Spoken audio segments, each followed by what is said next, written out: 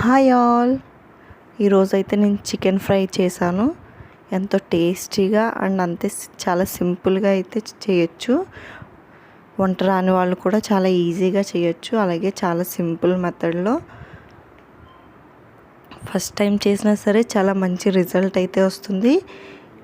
ఈ full video మీరు చూడాలనుకుంటే కామెంట్ సెక్షన్లో షేర్ చేశాను, లింక్ని ఒకసారి చూసేయండి.